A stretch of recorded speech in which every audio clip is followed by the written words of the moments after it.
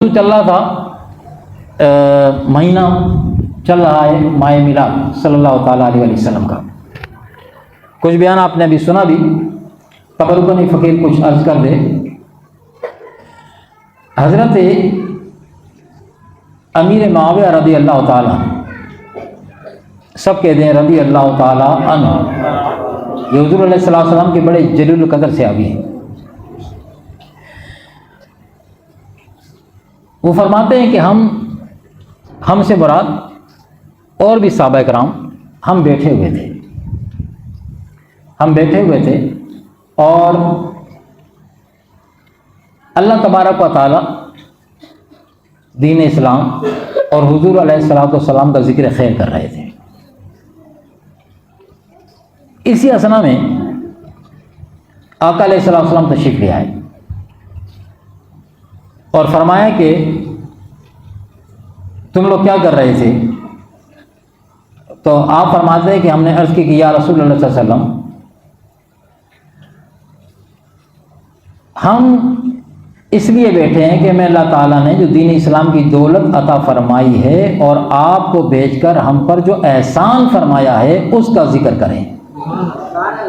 دین اسلام کی دولت اور آپ کو بھیج کر جو ہم پر اللہ نے احسان جتایا ہے نا، یا احسان فرمایا ہے، ہم اس کا ذکر کریں، اللہ تعالیٰ سے دعا کریں اور اللہ تعالیٰ کی اس پر ہم بجا لائیں. تو آپ صلی اللہ علیہ وسلم نے فرمایا اللہ کی قسم تم صرف کیا اسی لیے بیٹھے؟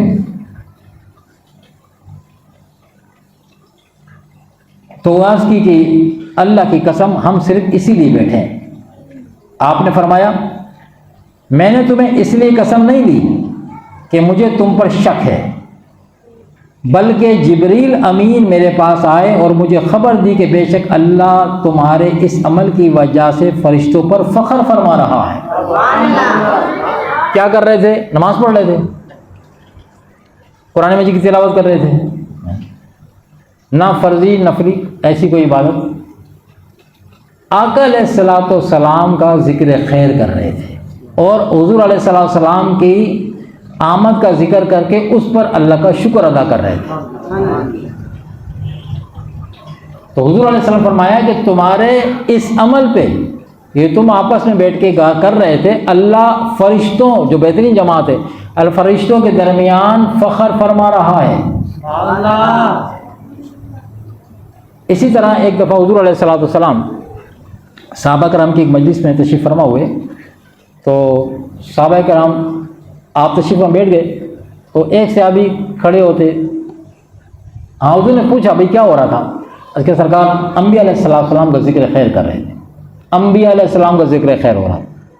طریقہ کار کیا تھا؟ اپنے ایک صحابی کھڑے ہوتے ہیں، وہ ایک نبی کا ذکر کرتے پھر بیٹھ جاتے ہیں، پھر دوسرے صحابی کھڑے ہوتے ہیں، وہ دوسرے نبی کا ذکر پھر بیٹھ جاتے ہیں. اس طرح باری باری انبیاء کرام کا ذکر کر رہے ہیں.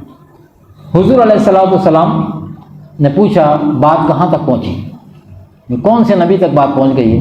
اس کے سرکار عیسیٰ روح اللہ تک بات ہو گئی. فرمایا اب میری باری ہے. حضور نے یہ نہیں فرمایا اب میرے متعلق بیان کرو، نہیں، کیونکہ ہر ایک بندہ بیان کر رہا تھا نا. آقا علیہ السلام نے ان بیان کرنے والوں کی لسٹ میں خود اپنے آپ کو شامل کر دیا اور فرمایا کہ اب میری باری ہے. کیا؟ میری باری ہے بیان کرنے کی، میری باری بیان کرنے کی. اور پھر حضور علیہ السلام نے اپنا نسب بیان کیا، اپنے باپ داداؤں کے نام لیے، میں فلاں بن فلاں بن فلاں بن فلاں ہوں. اپنے والدین کی عظمت بیان کری، پھر اپنی باسط تخلیق اس کو بیان کیا اپنا. پھر لاسٹ میں فرمایا نا فرمایا موسیٰ علیہ السلام کلیم اللہ ہیں، موسیٰ علیہ السلام کلیم اللہ ہیں، ابراہیم علیہ السلام خلیل ہیں، اسماعیل علیہ السلام روح اللہ ہیں، ٹھیک ہے، ذبیح اللہ ہیں، اور عیسیٰ علیہ السلام روح اللہ. فرمایا ہر ایک نبی کا اپنا ایک مقام ہے، ایک منصب ہے، ایک مرتبہ ہے. فرمایا سنو سب کے بیان کر کے نہ، فرمایا کہ سنو آدم علیہ السلام سے لے کے عیسیٰ روح اللہ تک سب کے بیان کر کے اس نے فرمایا سنو کہ میں حبیب اللہ ہوں، میں ہوں، میں اللہ کا حبیب ہوں. یہ حضور نے فخریہ بیان کیا. اپنا مقام بتایا کہ سنو میں اللہ کا حبیب ہوں. اور حبیب کون ہوتا ہے؟ جو سب سے قریب ہوتا ہے. جو سب سے قریب ہوتا ہے وہی حبیب ہوتا ہے.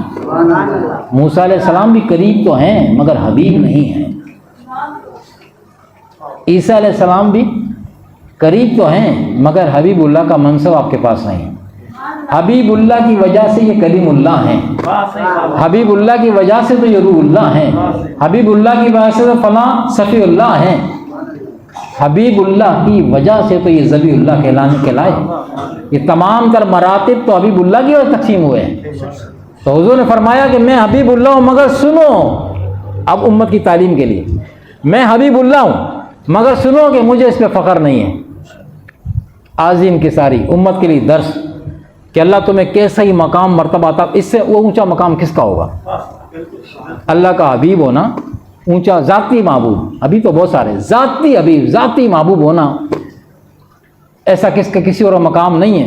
فخر تو بنتا ہے نا، فخر کرنا تو بنتا ہے، لیکن سرکار نے صاحب فرمایا کہ لیکن سنو مجھے اس پہ فخر نہیں ہے. یہ امت کی تعلیم کے لیے تھا کہ تمہیں اللہ تعالیٰ دین میں دنیا میں جو بھی جاؤ منصب عطا فرمائے، بس اللہ کے سامنے سر پر سجود رہنا، اس کا شکر ادا کرتے رہنا. فخر مت کرنا، فخر اللہ کے لیے. تک فخر کرو تو اس پہ تکبر نہ کرنا. کیسے ہوگا؟ اس فخر میں شکر گزاری ہوگی، اس فخر میں کسی دوسرے کی توہین نہیں ہوگی. حضور نے دیکھو جب بات کی نا انبیاء علیہ السلام کی، سب کا ذکر خیر فرمایا. ہو ہی نہیں سکتا کہ حضور کا ذکر ہو. یہ بات خواہ ڈنڈوری پیٹتے ہیں کہ آپ نے نبی کی تعریف کر کے آپ دوسرے کی توہین، ہو ہی نہیں سکتا. کیسے ہوگی؟ اگر مثال کے طور فقیر اپنے والد کی تعریف کرے تو کیا آپ کے والد کی توہین ہوگی اس میں؟ آپ اپنے والد کی تعریف اس فقیر کے سامنے کریں تو کیا میرے والد کی توہین ہو جائے گی اس میں؟ ہر بیٹے کا حق بنتا ہے کہ باپ کی تعریف کرے.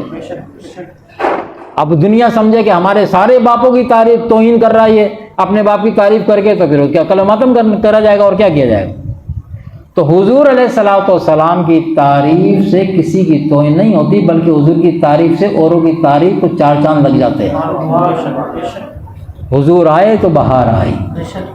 حضور سنا نا آپ شروع میں کہ حضور آئے تو بہار کا جو معنی آپ لیتے ہیں نا، جو ہم سمجھتے ہیں بہار کے معنی کے، جب بہار ایک تو موسم ہوتا ہے خزاں کا، ایک موسم ہوتا ہے بہار کا. خزاں میں کیا ہوتا ہے؟ پتے جھڑ جاتے ہیں، کوئی پھول نہیں کھلتا، کوئی پھل نہیں آتا، پتے بھی زرد ہو کے وہ بھی نیچے گر جاتے ہیں، صرف ٹہنیاں رہ جاتی ہیں، ان میں بھی خشکی آ رہی ہوتی ہے. ایسا ہی بالکل یہی موسم تھا، موسم خزاں تھا حضور کے آنے سے پہلے دنیا کا. اور جب حضور کے آنے کی تیاریاں شروع ہوئی نا تو پھر باہر اندر باہر آئی. یہ تو انشاءاللہ تھا. پھر ابھی ٹائم بھی کافی ہو گیا، تو محفلیں ہوں گی، ابھی تو چلتی رہیں گی، پورا مہینہ محفلیں چلیں گی، تو اس میں آپ سنتے رہیں گے حضور کی ان فضیلتوں کے بارے میں. آقا اپنے نبی کے بارے میں بالکل اتھینٹک رہو. حضور کے بارے میں کسی شک میں جانے کی ضرورت نہیں ہے. اپنے نبی صلی اللہ علیہ وسلم کے بارے میں کسی بھی شک شبے کی گنجائش ہی. فرمایا کہ جیسے سب کا خدا ایک ہے، اس میں کوئی شک ہے کسی کو؟ اتھینٹک کا مقصد سمجھ لینا. اللہ کے ایک ہونے میں کسی کافر کو شک ہو سکتا ہے، کسی مومن کو، کلمہ گو کو، اس کو. اچھا مزے کی بات یہ ہے کہ جو کفار مکہ ہے نا، کفار ہیں جو بتوں کو پوجنے والے ہیں، وہ بھی اپنے بت کو اللہ نہیں کہتے. یہ پوچھ کے دیکھ لینا کسی سے. وہ بت کے کو 20 نام رکھے ہوئے انہوں نے، لیکن آپ اس کو یہ جو تم نے بنائے بت، اتنے سارے بت ہیں، اس میں اللہ کون ہے؟ اس میں اللہ ایک بھی نہیں.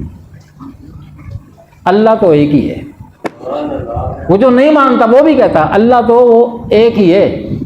تو ہمارے ساتھ ڈفرینٹ کیوں ہو رہا ہے کہ وہ اللہ کے ساتھ ان کو بتوں کو بھی خدا کہہ رہا ہے. ہم کہتے ہیں نہیں، اللہ ایک ہے، پھر دوسرا کوئی خدا ہے بھی. لا الہ الا اللہ، کوئی بھی دوسرا خدا نہیں، کسی کی گنجائش نہیں. کسی بت کی، کسی لکڑ کی کوئی گنجائش نہیں ہے، کسی بندر کی، کوئی ہنومان کی، کسی کی کوئی گنجائش نہیں ہے. ہمارے میں فرق یہ ہے. تو وہ جو نہ مانتا ہے اللہ کو، اس انداز سے ہم مانتے ہیں اللہ کو، تو وہ بھی کہتا وہ ایک ہے. تو اس میں اتھینٹک اللہ کو ایک ماننے کے لیے سب اکائی پر ہیں، سوائے ان کے کہ جو خدا کے وجود سے انکاری ہیں. وہ کہتے ہیں کائنات خود بن گئی ہے، خود بخود ختم ہو جائے گی سوائے ان لوگوں کے۔ تو فرمایا کہ جیسے سب کا خدا ایک ہے ویسے ہی،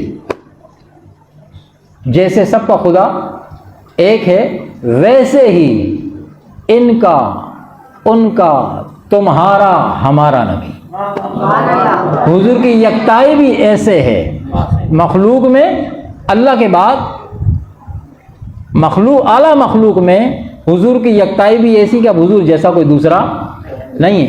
تو اسی لیے امام اہل سنت فرماتے ہیں کہ سب سے اولا اعلیٰ ہمارا نبی، سب سے ہمارا نبی، سب سے اولا اعلیٰ ہمارا، سب سے بالا اعلیٰ۔ یہ تبرک ہے، تبرک، اس سے منہ میٹھا کرو۔ ہاں طبیعت سے پڑھو نا اس کو، طبیعت سے کھاتے ہو نا لنگر، یہ لنگر رسول ہے، حضور کا ذکر جو ہے یہ لنگر ہے عاشقوں کا، تو اس کو لذت سے پڑھو۔ سب سے اولا اعلیٰ ہمارا نبی، سب سے بالا بالا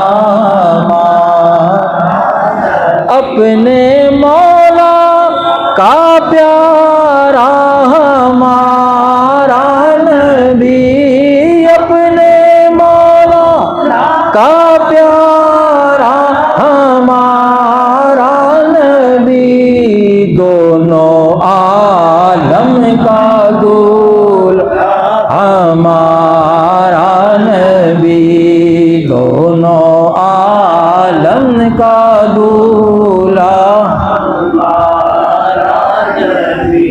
اور کون دیتا ہے دینے کو منہ چاہیے، عقیدہ اہل سنت والجماعت۔ وہ کسی خبیث نے کہا کہ حضور علیہ الصلوۃ والسلام کے جو بارے میں مشہور ہے، معروف ہے، اور یہ صحیح معروف ہے، مگر اس نے اپنی خباثت نکالی سوشل میڈیا پہ بیٹھ کے۔ ہم تو اس خبیث کا نام بھی لینا گوارا نہیں کرتے خدا کے گھر کے اندر، جو حضور کی شان کے منہ لگتا ہے۔ جو تیرے در سے یار پھرتے ہیں، در بدر یوں ہی ذلیل و خوار پھرتے ہیں۔ اعلیٰ نے فرمایا تھا خوار پھرتے ہیں، اس فقیر نے ذلیل کا اس میں اضافہ کیا۔ اعلیٰ فرمایا تھا جو تیرے در سے یار پھرتے ہیں، در بدر یوں ہی خوار پھرتے ہیں، اس فقیر نے اس میں ایک لفظ کا اضافہ کیا، جو تیرے در سے یار پھرتے ہیں، ارے در بدر یوں ہی ذلیل و خوار پھرتے ہیں۔ تو اس نے کہا کہ حضور قاسم نعمت ہیں، حضور حقیقی طور پہ قاسم نعمت ہے، اللہ معطی ہے، دینے والا ہے، حضور قاسم ہیں، تقسیم فرمانے والے ہیں۔ جب حضور مقصود کائنات ہوئے تو مسئلہ تو سمجھ میں آ گیا، مقصود کائنات ہے تو مسئلہ تو سمجھ میں آ گیا، جو کچھ ملا حضور کے سب کو ملا، وہ ملتا رہے گا قیامت تک۔ اس نے لوگوں میں کے درمیان غلط فہمی پیدا کرنے کی کوشش کری اپنے چینل پہ بیٹھ کے۔ اس نے کہا کہ جو مشہور ہے نا کہ حضور علیہ السلام ہر نعمت کو تقسیم کرنے والے ہیں، ایسا نہیں ہے۔ اس نے کہا، خباثت نکالی کہ انبیاء علیہ السلام کی جو میراث ہوتی ہے وہ تو علم ہوتا ہے، لہٰذا علم تقسیم ہوتا ہے، باقی اور نعمتیں نہیں، باقی نعمتیں اللہ ہی دیتا ہے۔ اس کی عقل پہ پردے پڑ گئے، اس کی عقل پہ پردے پڑ گئے، علم ہی تو جز ہے۔ اقرا معلم انسانیت، علم۔ آدم علیہ السلام کو جب اللہ تعالیٰ نے چیزوں کے نام سکھائے تھے نا، اسماء سکھائے تھے، تو وہ کیا اللہ تعالیٰ کے اسماء تھے وہ سارے؟ اور کتنی دیر میں سیکھ لی تھی آپ نے وہ؟ ادھر اللہ نے روح پھونکی، جان آئی، اور جب فرشتوں نے عاجزانہ طور پہ یہ عرض کی، اپنا علمی معاملہ تھا نا ان کے پاس، آدم کیا جانتے ہیں؟ تو فرمایا تم پوچھو پھر آدم سے۔ فرشتوں کو چیلنج دے دیا، ابلیس بھی ساتھ کھڑا تھا، پوچھو آدم سے۔ ابھی تو آدم نے پڑھا ہی کسی سے نہیں، ان کے سامنے تخلیق ہوئی ہے، ابھی نور پھونکا گیا ہے، اور حضور اللہ نے فرمایا پوچھو آدم سے۔ آدم علیہ السلام نے فر چیزوں کے نام لینے شروع کر دیے، جو دنیا کی چیز، دنیا کی زمین و آسمان کی چیزیں تھیں، فر نام لینے شروع کر دیے، سینکڑوں چیزوں کے نام گنوا دیا۔ فرشتے عاجز ہو گئے، رب العالمین تو بہتر جاننے والا ہے، ہم عاجز ہیں، تو بہتر جانتا ہے۔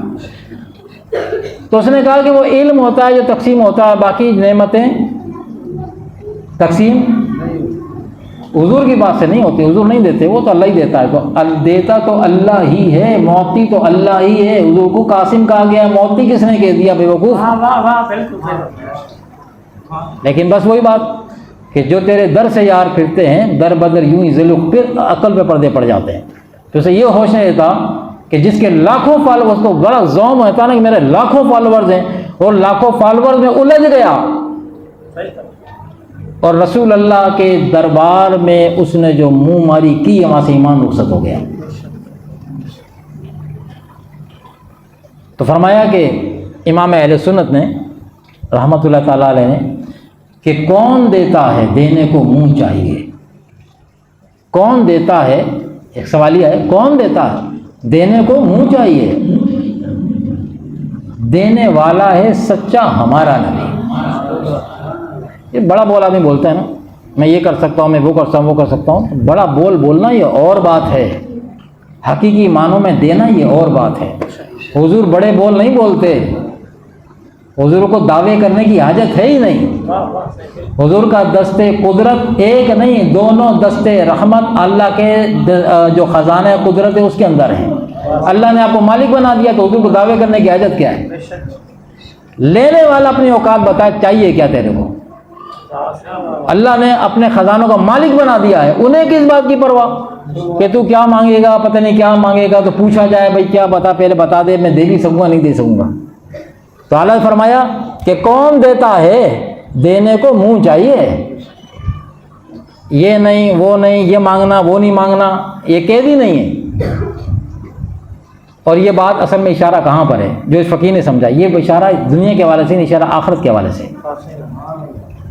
جب کروڑ، ہاں کروڑ نہیں، اربوں خربوں کی گنتی سے بھی بے زیادہ شمار لوگ ہجوم در ہجوم شفاعت کے لیے آدم علیہ السلام کے پاس جائیں گے۔ آپ ہمارے باپ ہیں، آدم علیہ السلام ہیں، اللہ تعالیٰ سے فرمائیں حساب کتاب جلد شروع ہو، اس عذاب سے جان چھوٹے، جو زمین تانبے کی لگی پڑی ہے، سورج سر پہ کھڑا ہوا ہے، اس عذاب سے جان چھوٹے، زبانیں نکل کے باہر لٹک رہی ہیں، دماغ ہانڈی کی طرح کھول رہے ہیں،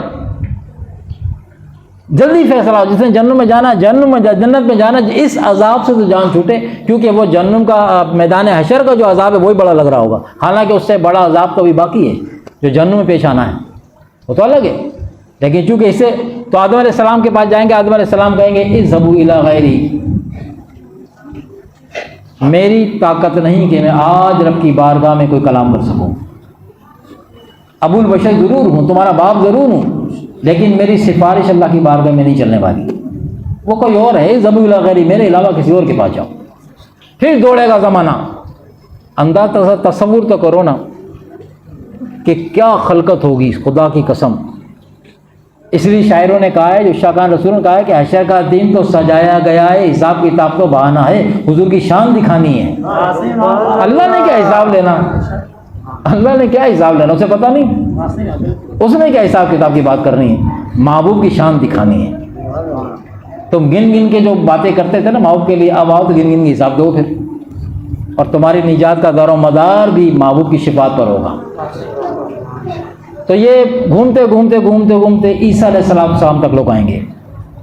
عیسیٰ علیہ السلام کے ماننے والے، عیسیٰ علیہ السلام اپنے ماننے والوں عیسائیوں سے بھی کہہ دیں گے اذهبوا الی غیری، میرے علاوہ کسی اور کے پاس جاؤ۔ کہاں جائیں پتہ تو بتائیں، اب عیسیٰ علیہ السلام ایڈریس بتائیں گے، باقی سب نے کہا کسی اور کے پاس جاؤ۔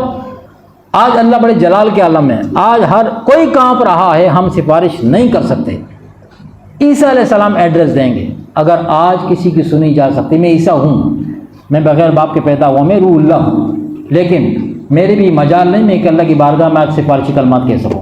آج اگر سفارشی کلمات کوئی کہہ سکتا ہے اللہ کی بارگاہ میں، اگر آج کسی کی سنی جانی ہے تو صرف ایک ذات ہے، وہ صرف ایک ذات ہے۔ سرکار وہ کون ہے؟ وہ اللہ کا ذاتی محبوب ہے۔ سبحان اللہ۔ وہ ذاتی محبوب کہ میں نے کہا تھا کہ اگر اس کے تسمے کھولنے کی نوکری مجھے مل جائے تو میں منصب نبوت دینے کو تیار ہوں۔ عیسیٰ علیہ السلام نے کہا تھا اپنے ماننے والوں سے وہ آخری نبی آنے والا ہے، وہ جب آئے گا تو میرا کلمہ چھوڑ کے اس کا کلمہ پڑھ لینا۔ اگر عیسیٰ بن مریم کو موقع ملے غلامی کا تو ان کے جوتے تسمے باندھنے کا اور کھولنے کا، تو عیسیٰ بن مریم آخری رسول اللہ کا جو حبیب ہے اس کے جوتے کے تسمے کھولنے کی نوکری پہ اپنی نبوت قربان کرنے کو تیار ہے۔ ہمیں پھر بھی سمجھ نہیں آئی کہ اللہ نے ہمیں کون سا منصب عطا کر دیا ہے۔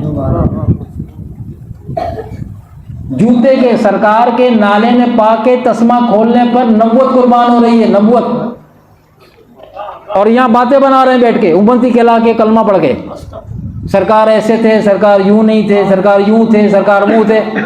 اور عیسیٰ علیہ السلام اپنے ماننے والوں کہہ کے جا رہے ہیں میرا کلمہ چھوڑ دینا، میرا کلمہ چھوڑ دینا، اگر ان کا زمانہ پاؤ تو میرا کلمہ چھوڑ کے ان کا کلمہ پڑھنا۔ تو عیسیٰ علیہ السلام فرمائے جاؤ جا کے ان کی بارگاہ میں حاضری دو، آج اگر بات سنی جائے گی تو انہیں کی سنی جائے گی۔ پھر یہ ہجوم، اور اللہ نے فرمایا ہجوم کی نشانی اللہ بتائی کیا بتائی کہ قیامت کے دن جب لوگ قبروں سے نکلیں گے نا، ان کی تعداد سے اللہ اس کا رسول ہی واقف ہے۔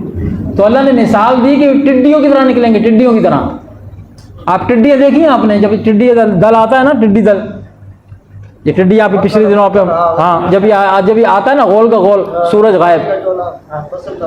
غائب، اتنی تعداد میں آتے ہیں کہ آپ کو حد نگاہ تک وہی نظر آتے ہیں، ایسا لشکر آتا ہے، اور ہوتی وہ ٹڈیاں ہیں، ٹڈیوں۔ تو اللہ فرمایا جب قیامت کے دن ہم ان کو نکالیں گے نا تو یہ ٹڈیوں کی صورت میں اپنے رب کی طرف چلیں گے، میدان عرفات میں جمع ہونے کے لیے ہوں گے انسان، ایک کثرت اتنی ہوگی، ٹڈیوں کی مثال دی اللہ نے۔ اور سائنس نے بھی تحقیق کر لی ہے کہ یہ ٹڈی پیدا ہی زمین سے ہوتی ہے، یہ زمین سے پیدا ہو رہی ہے، ٹڈی زمین سے پنپتی ہے، زمین پہ پھولتی ہے، پھر بعد میں اڑتی پھرتی ہے، لیکن پیدا زمین سے ہوتی ہے۔ انہوں نے ریسرچ کر لی کہ قرآن مجید نے ٹڈیوں ہی کی مثال کیوں دی، اور بھی تو بہت سے بیکٹیریا موجود ہیں، ان کی بھی تو کثرت ہے، ٹڈیوں کی مثال کیوں دی کہ جن کا جس طرح ان کا غول چلتا ہے نا، فرمائے ٹڈیوں، یہ بڑے بڑے پہلوان اپنے آپ کو سمجھنے والے ٹڈیوں کی طرح ہماری بارگاہ میں آئیں گے، یہ ٹڈیوں کی حالت ہوگی ان کی۔ اب وہ ٹڈی دل کی طرح لوگ ہجوم در ہجوم سرکار کو ڈھونڈے گا، آخر کار حضور نظر آ جائیں گے، حضور نظر آ جائیں گے۔ اب یہ تمام، اس میں مسلم غیر مسلم سارے شامل ہوں گے، ہاں اس میں ابو جہل بھی ہوگا، ابو لہب بھی ہوگا، سارے شامل ہوں گے، اور سب حضور علیہ السلام کے پاس پہنچ کے وہی عرض کریں گے سرکار مہربانی فرمائیں، شفاعت فرمائے، یہ سورج کی تپش، یہ زمین کی گرمی، یہ کم ہو، ختم ہو جائے، حساب کتاب شروع ہو جائے۔ اب حضور یہ نہیں فرمائیں گے اذهبوا الی غیری، میرے علاوہ کسی اور کے پاس جاؤ، کیوں؟ پیچھے ہے کوئی نہیں، پیچھے ہے بھی کوئی نہیں، خاتم النبیین، اس دن سمجھ میں آئے گا لوگ کی ختم نبوت کا مطلب، پیچھے ہے ہی کوئی نہیں۔ تو حضور فرمائیں گے، جب لوگ کہیں گے نا سرکار مہربانی فرمائیں، تو حضور یہ نہیں فرمائیں گے تو مجھے مانتا نہیں تھا، کافر ہے تو نکل جا، تو یہودی ہے تو نکل جا، تو عیسائی ہے تو نکل جا، صرف میرے ماننے والے مجھ سے بات کر، نہیں۔ اسی کو کہتے ہیں شفاعت کبریٰ۔ حضور کی دو شفاعتیں ہوں گی، ایک شفاعت کبریٰ ہوگی، اس شفاعت کبریٰ سے کافر بھی مستفیض ہوگا، یہ ہے سرکار کا رحمت للعالمین ہونا، کہ کائنات میں کوئی بھی آپ کی رحمت سے مایوس یا محروم نہیں ہے۔ اب اس کا نصیب کہ وہ آگے نہیں بڑھ کے چل سکا، حضور نے اس کو مایوس نہیں کیا، بروز حشر یہاں تو کیا نہیں، کیا حشر میں بھی نہیں کریں گے۔ تو حضور علیہ السلام پھر اپنا سر مبارک حضور فرمائیں گے انا لہا انا لہا، فرمائیں گے جیسے کہتے ہیں نا کسی کو کہ آؤ میرے سینے سے لگ جاؤ، حضور کے 10 مبارک علماء کرام فرماتے حضور فرمائیں گے انا لہا انا لہا، ہاں میں ہوں نا تمہارے لیے، میں ہوں نا تمہارے لیے، تمہاری فریاد سننے کے لیے میں ہوں نا۔ غوث کس کو کہتے ہیں؟ غوث کس کو کہتے ہیں؟ کہتے ہیں غوث، غوث کہتے ہیں فریاد سننے والا۔ قیامت میں جو غوث ہوگا نا، یہ تو حضور کے غلام ہیں، غوث اعظم وغیرہ، یہ غلاموں کی یہ شان ہے. حقیقی معنی میں جب غوث کی غوثیت ظاہر ہوگی نا کہ ان کو غوثیت ملی کہاں سے، یہ غوث اعظم کہلائیں، اور وہ یہ غوث اعظم ہیں، وہاں غوثیت اکبر ظاہر ہوگی جو انا لہا، ہاں میں ہوں نا. اب ایمان سے بتائیں آدم علیہ السلام نے کیوں نہیں کہا اپنی اولاد سے کہ ڈائریکٹ اللہ کو پکارو؟ میدان حشر ہے، حشر کا میدان ہے، اللہ جلال کے عالم میں کسی کی نہیں سن رہا، ٹھیک ہے، کوئی بادشاہ نہیں، اللہ کا فرمان ہوگا نا. آج ہے کوئی؟ کس کی بادشاہ سے بتاؤ؟ اللہ کی پر جلال آواز گونجے گی. بھائی کوئی بادشاہ آئے کوئی سامنے؟ لیکن کوئی جواب نہیں آئے گا. اللہ خود فرمائے گا آج مجھ واحد قہار و جبار کی بادشاہت ہے. آج سب کی بادشاہت ختم، آج حقیقی بادشاہت اللہ ہی کی ہے. تو اس جلال اتنا ہوا کسی کی ہمت نہیں پڑ رہی ہو کہنے کی. تو اس دن آدم علیہ السلام یہ کیوں کہہ رہے ہیں کہ اس ذبو الی غیری، میرے علاوہ کسی اور غیر کے، میرے علاوہ کسی اور کے پاس جاؤ؟ یہ کیوں نہیں کہتے کہ اللہ کی بارگاہ میں سر جھکاؤ، اللہ سے معافی مانگو؟ وہ سن رہا ہے، وہ ڈائریکٹ پکار کو سنتا ہے. سنو، نہ آدم علیہ السلام نے کہا، نہ کلیم اللہ موسیٰ علیہ السلام نے کہا، نہ اپنا ابراہیم علیہ السلام نے، ہمارے باپ ابراہیم علیہ السلام ملت کے، نہ وہ کہہ رہے ہیں، نہ اسماعیل ذبیح اللہ فرما رہے ہیں. حتیٰ کہ 1.25 لاکھ پیغمبروں کی تعداد، رسولوں کی، نبیوں کی، کوئی یہ نہیں کہہ رہا کہ اللہ سے مانگو، اللہ کے پاس چلے جاؤ. یہ فقیر آپ کو بہت اچھے پوائنٹ کی بات بتا رہا ہے. جس بات پہ جھگڑے ہیں نا، حشر کے میدان یہ عقدہ کھلے گا جا کے. جن کی عقلیں یہاں نہیں کھل رہی، جو یہاں چونچ مار رہے ہیں نا، ان کی عقلیں وہاں کھلے، وہاں کام پھر آئے گا نہیں. آج لے ان کی پناہ، آج مدد مانگ ان سے. ارے پھر نہ مانیں گے قیامت کو اگر مان گیا. آج مان، آج اللہ نے جو محبت کو شان عطا کی ہے، آج مان. قیامت میں تو اپنے نے رائے نے سب نہیں ماننا ہے، مجبوری ہے. مجبوری کا ماننا کائے کا ماننا. تو کسی نے نہیں کہا کہ اللہ سے مانگو. تو آج تک اس پہ کسی نے سوال نہیں کیا کہ آدم علیہ السلام نے کیوں محشر کے دن کہیں گے کہ میرے غیر کی طرف جاؤ، اللہ ان کے علاوہ غیر کون ہوگا؟ غیر نبی. میرے علاوہ کسی دوسرے نبی کے پاس جاؤ. نبی کے پاس کیوں بھیج رہے ہیں آدم علیہ السلام؟ ہمارے باپ ہیں، آپ ہمیں اللہ کا پتہ کیوں نہیں بتائے تھے؟ ہم اللہ سے بات کر لیتے ہیں. وہ اللہ میری نہیں سننے کو تیار ہے، تمہاری سنے گا. میں نبی ہوں کہ تم نہیں سنے گا تمہاری. اسی لیے نہیں کہا. کسی نبی نے بھی یہ توحید کا درس حشر کے میدان میں نہیں دیا. توحید توحید توحید کہنے والوں توحید کو سمجھے ہی نہیں. اللہ کو حاجت نہیں اپنی توحید منوانے کی. اس کی توحید کے آگے جو پردہ ہے وہ رسالت محمدیہ کا پردہ ہے. وہ اپنے ماؤں کی شان منوانا چاہتا ہے. اسے مانے نہ مانے کوئی اسے کیا فرق پڑتا ہے؟ اس کا جو تقاضا ہے وہ محبوب کے لیے، میری مرضی اس کو مانو. کہ محمد سے وفا تو نے تو ہم تیرے ہیں. ایویں نہیں علامہ نے فرمایا نا کہ محمد صلی اللہ علیہ وسلم سے وفا تو نے تو پھر ہم تیرے ہیں. ارے یہ جہاں چیز ہے کیا، لوح قلم تیرے ہیں، ہم تقدیر تیرے ہاتھ میں دے دیں گے، تو آ تو صحیح. مگر شرط یہ ہے، شرط کیا ہے؟ محمد صلی اللہ علیہ وسلم کی محبت دین حق کی شرط اول ہے. جسے تو توحید توحید کہتا پھرتا ہے نا، یہ اسی توحید کی شرط اول ہے. محمد کی محبت صلی اللہ علیہ وسلم دین حق کی شرط اول ہے. اسی میں ہو اگر خامی تو پھر سب کچھ نامکمل ہے. نماز، روزہ، حج، زکوٰۃ سب ختم. اگر محبت رسول میں نقص آ گیا تو سوچنا چاہیے لوگوں کو کہ حشر کے میدان میں توحید کا درس کیوں نہیں دیا انبیاء علیہ السلام نے؟ حالانکہ ہر نبی آیا اللہ کو منوانے کے لیے، اللہ کو ہی منوایا، اللہ کو آگے سجدہ کروایا. حشر کے میدان میں مدد مانگی جا رہی ہے اور وہ کہہ رہے ہیں کہ نہیں کسی اور نبی کے پاس جاؤ، کسی اور نبی کے پاس جاؤ، کسی اور. تو ہر نبی مشکل کشائی کر رہا ہے. آدم علیہ السلام نے مشکل کشائی کری دوسرے کے پاس بھیج کے، خالی نہیں بھیجا. نبی کی طرف سے خالی کوئی نہیں جاتا. آدم علیہ السلام نے راستہ بتایا، میرے علاوہ کسی دوسرے نبی کے پاس چلا جا. وہ دوسرے نبی کے پاس گیا، اس نے اپنے دوسرے نبی کا پتہ بتایا، اپنے نیچے والے کا، تو اس کے پاس چلا جا. 1 بائی 1 سب ایک دوسرے کا پتہ بتاتے رہے. مایوس نہیں کیا کسی نے. مایوسی کفر ہے نا. انبیاء السلام مایوس نہیں کیا کرتے. حشر کے میدان میں بھی پتہ بتا رہے ہیں، پتہ بتا رہے ہیں. پتہ کرتے کرتے آخر کا عیسیٰ علیہ السلام تک جب بات پہنچ گئی تو عیسیٰ علیہ السلام کی ڈیوٹی لگی ہوئی تھی کہ آپ ہی نے ایڈریس آپ نے بتانا ہے. تو عیسیٰ علیہ السلام تو بغیر باپ کے پیدا ہوئے، آپ کو توحید کا بڑا درد دینا چاہیے تھا. پھر بھی یہ نہیں کہہ رہے کہ عیسیٰ علیہ السلام بھی نہیں کہہ رہے کہ اللہ سے مانگو بھائی میں بھی سجدہ کرتا ہوں، چلو سارے سجدہ کرتے ہیں اللہ کی بارگاہ میں. نہیں، پتہ بتا رہے ہیں ہمارے اور آپ کے آقا و مولا صلی اللہ تعالیٰ علیہ وسلم کی بارگاہ کا. وہ سامنے کھڑے ہیں، وہ رسول اللہ کھڑے ہیں، وہ اللہ کا محبوب کھڑا. جاؤ ان کے اگر آج سنی جائے گی تو بس ان کی سنی جائے گی. شرک نہیں ہو گیا؟ حشر کے میدان میں اتنا بڑا شرک ہو رہا ہے. یہ صحیح روایات کے اندر صحیح روایت کے اندر موجود ہیں. آقا علیہ السلام خود پورا نقشہ کھینچ کے بیان کیا یہ سب کچھ ہوگا. اگر کسی میں طاقت ہے تو اس کو چیلنج کر کے دکھائے نا. حشر کے اس پورے ماحول کو کہ اس میں کیا ہو رہا ہے. اس میں انبیاء علیہ السلام غیر اللہ کے پاس بھیج رہے ہیں. نبی خدا تو نہیں، نبی غیر اللہ ہے نا. جب اس دنیا جو جس عقیدے پہ دنیا میں قائم ہے اسے چاہیے کہ قیامت کے دن اس عقیدے پہ قائم رہے.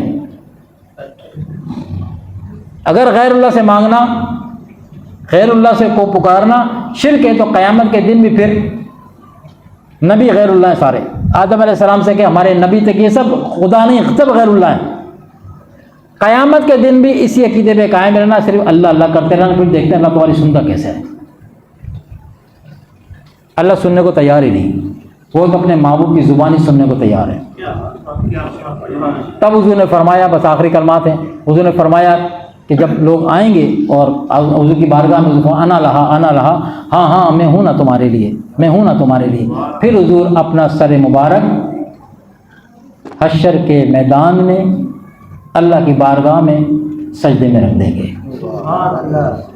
اور حضور نے فرمایا کہ میں اپنا سر اقدس سجدے میں رکھ کر اللہ کی ایسی حمد و ثنا بیان کروں گا، ایسے الفاظ میں، ایسے اسما کے ساتھ کہ شروع دنیا سے لے کے بلکہ تخلیق اول سے لے کے اس وقت تک وہ کلمات اللہ نے کسی کو تفویض کی ہی نہیں. بالکل لیٹسٹ اللہ کی حمد و ثنا ہوگی، لیٹسٹ. وہ کلمات کسی نے پڑھے ہی نہیں ہوں گے. ان کلمات میں فرمایا میں اللہ کی حمد و ثنا کروں گا، اللہ کی حمد بیان کروں گا جو کسی نے استعمال ہی نہیں کیا. اللہ وہ لفظ بھی وہ عطا فرمائے گا محبوب کو. سجدہ بھی تو ایسا ہو پھر حضور. اور یہ کوئی گھڑی دو گھڑی کا سجدہ نہیں ہوگا، بڑا طویل سجدہ ہوگا. حضور روئیں گے اللہ کی بارگاہ. اور یہ نوٹ رکھیں، شفاعت کبریٰ ہو رہی ہے. شفاعت کبریٰ، صغریٰ نہیں، شفاعت بڑی شفاعت کبریٰ ہو رہی ہے. پھر اللہ تبارک و تعالیٰ جب آپ آج انکساری کے ساتھ اللہ کے حمد و ثنا بیان کریں گے تو پھر پروردگار عالم کی طرف سے جواب آ جائے گا. اے محبوب صلی اللہ علیہ وسلم سر مبارک اٹھائیے. سر مبارک اب دنیا دیکھے گی کہ بندے نے سجدہ کیا. ہم تو بندہ ہی سمجھتے تھے نا، ہم تو اس کو بشری تو کہتے تھے، بشری تو ہے. وہ کون سا بشر ہے جس نے سجدہ کیا اور اللہ کہے کہ بندے اپنا سر اٹھا. لاؤ ایسا بندہ ڈھونڈ کے، ایسا بندہ ڈھونڈ کے لاؤ. 300-350 سال تک تو ہمارے باپ آدم علیہ السلام روتے رہے. یہ جملہ تو آدم علیہ السلام سے بھی نہیں فرمایا اللہ نے. ہاں توجہ تبھی فرمائی جب محبوب کا وسیلہ بیچ میں لے کر آئے. قدر نہیں جانی ہم نے، قدر نہیں جانی ہم نے. حضور کی تو الگ بات ہے، اپنے امتی ہونے کی بھی قدر نہیں جانی ہے. حضور کی قدر کیا جانیں گے، اپنا امتی ہونے کی قدر بھی نہیں جانی ہم نے. تو اللہ کے تبارک و تعالیٰ کی طرف سے ندا ہے کہ ماؤ اپنا سر مبارک اٹھائیے. آپ شفاعت کریں، آپ کی بات سنی جائے گی. آپ شفاعت کریں، آپ بات کریں، آپ کی بات سنی جائے گی. یہ کون کہہ رہا ہے؟ اللہ تبارک و تعالیٰ فرما رہے ہیں. آپ بولیں آپ کیا چاہتے ہیں. دو عالم خدا کی رضا چاہتے ہیں، دو عالم خدا کی رضا چاہتے ہیں اور خدا چاہتا ہے رضائے محمد صلی اللہ علیہ وسلم. اٹھائیے سر اپنا، اٹھائیے. ساری خلقت بھی سر کے سجدے کر کے آئیے. ساری خلق سجدے کر کے آئی ہے، لیکن آج ایک ایسا سجدہ ہے حشر کے میدان میں، ایک سر مبارک ایسا سجدے میں جسے اللہ سجدہ کرنے والا خود کہہ رہا سر اٹھائیے، جب کہ وہ تو کہتا سر جھکاؤ۔ آج وہ سجدہ ہو رہا ہے کہ فرمایا سر اٹھائیے، آپ کی بات سنی جائے گی، آپ کو شفاعت کا مجدہ ہے، آپ شفاعت کریں۔ انشاءاللہ پھر کسی درس میں اس کے آگے کے بیان ہوگا۔ اللہ تبارک تعالیٰ سے دعا ہے کہ اللہ تبارک تعالیٰ ہمیں صحیح معنی میں آقا علیہ الصلوۃ والسلام کی غلامی کا دم بھرنے کی، حق ادا کرنے کے تو ہم کر نہیں سکتے نا، دم بھرنے کی، غلامی کا دم بھرنے کی ہمیں توفیق عطا فرمائے۔ کم سے کم اتنا تو کریں، ہمیں کرنا چاہیے کہ اپنے محبوب علیہ الصلوۃ والسلام کے ذکر خیر کو سر یوں کر کے نہیں، سر اونچا کر کے بیان کریں، جھنڈے چھوٹے نہیں جھنڈے بڑے لگائیں، نظر آئیں۔ اپنے اس مہینے، خاص کر اس مہینے میں، کرتے ہیں سب کرتے ہیں، خاص کر اس مہینے میں اپنے گھروں کو ذکر رسول سے سجائیں، اس نیت، صرف اس نیت سے، اس ارادے سے کہ حضور کی توجہ ہے، کہاں کا محفل ہو رہی، کہاں کا میرا ذکر ہو رہا ہے، ان محفلوں میں ہماری محفل بیچ میں آ جائے نا، سرکار کی نگاہ پڑ جائے، فلاں گھر میں میری محفل ہو رہی ہے، فلاں گھر میں میرے چاہنے والے مجھے یاد کر رہے ہیں، اللہ بھی دیکھ رہا ہے، میرے ماؤ کا میلاد کا مہینہ ہے، میں نے تو اپنی شان کے مطابق اپنے ماؤ کا میلاد منایا، وہ قیامت تک مناتا رہے گا، اللہ منا رہا ہے۔ اب اللہ نے دیکھنا ہے کہ بندوں میں سے اپنی اوقات کے مطابق کون مناتا ہے، ہماری تو اوقات ہی ہے، اپنی اوقات کون دکھاتا ہے، اوقات ذو معنی جملہ ہے، اوقات کون دکھاتا ہے۔ اللہ تبارک و تعالی ہم سب کو حامی ناصر ہو، وما علینا الا البلاغ المبین۔ صلی اللہ علیہ وسلم کے لیے کھڑے ہو جائیں۔